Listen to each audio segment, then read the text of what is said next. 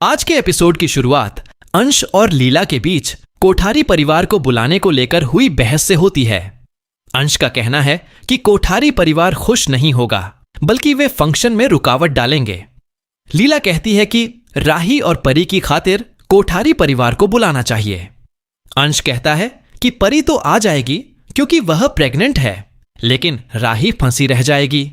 वह कहता है कि प्रेम वहां मुंह बनाकर घूमेगा। हसमुख कहते हैं कि कोठारी परिवार को बुलाना उनका फर्ज है और यह उन पर निर्भर करेगा कि वे आना चाहते हैं या नहीं।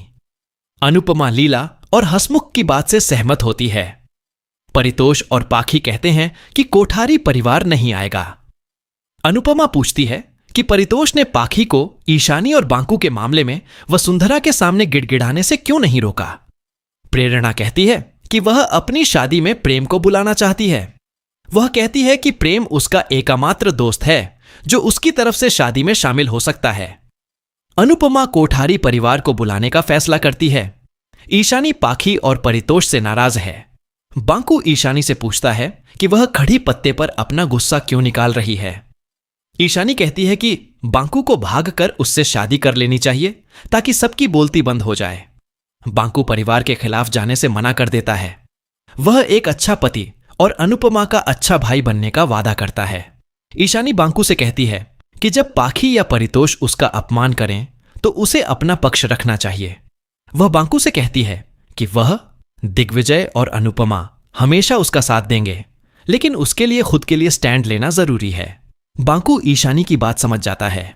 अनुपमा हसमुख, लीला और प्रेरणा के साथ कोठारी परिवार के घर जाती है। मीता अनुपमा से पूछती है कि वह वहां क्यों आई है। अनुपमा कहती है कि वह हक से आई है, ठीक वैसे ही जैसे वसुंधरा ईशानी और बांकू की शादी में दखल देने के लिए उनके घर आई थी। अनुपमा ईशानी और बांकू के मामले पर अपनी राय देने के लिए वसुंधरा का शुक्रिया अदा करती है। प्रेम अनुपमा का निमंत्रण ठुकरा देता है। वह राही से निमंत्रण वापस करने के लिए कहता है। अनुपमा कोठारी परिवार को मनाने की कोशिश करती है। प्रेम कहता है कि कोठारी परिवार से कोई भी अंश और प्रेरणा की शादी में शामिल नहीं होगा। वह कहता है कि सिर्फ प्रांशी ही जा सकती है। प्रेरणा प्रेम से पूछती है कि वह उसकी शादी के दिन उसे अकेला क्यों छोड़ रहा है, जबकि वह उसका इकलौता दोस्त है। वह श्रुति से कहती है कि उसी की वजह से उसके और प्रेम के बीच गलत फहमी हुई थी। श्रुति कहती है कि प्रेरणा ने प्रेम को धोखा दिया। अनुपमा कहती है कि उन्हें बुलाना उनका फर्ज था और अब यह कोठारी परिवार पर निर्भर करता है कि वे आते हैं या नहीं। प्रेम कहता है कि वे तभी आएंगे जब दिग्विजय सबके सामने उससे माफी मांगेगा। ख्याति कहती है कि उस दिन प्रेम गलत था, दिग्विजय नहीं। अनिल प्रेम से कहता है कि वह उस बात को भूलकर आगे बढ़े। प्रेम कहता है कि वह भूल नहीं सकता। गौतम कहता है कि दिग्विजय को माफी मांगनी चाहिए और उनके सामने गिड़गिड़ाना चाहिए। हसमुख दिग्विजय का पक्ष लेते हैं। वह वसुंधरा से कहते हैं कि वह प्रेम की मदद करें और उसे सही गलत का फर्क समझाएं। हसमुख परी से प्रांशी को लाने के लिए कहते हैं। वह कोठारी परिवार से कहते हैं कि वे तय करें कि वे शादी में शामिल होना चाहते हैं या नहीं। अनुपमा प्रेम से कहती है कि अगर दिग्विजय गलत होता तो वह बिना किसी के कहे माफी मांग लेता। वह कहती है कि यह उसका फैसला है कि दिग्विजय प्रेम के सामने नहीं झुकेगा, क्योंकि वह जानती है कि प्रेम ही दोषी है।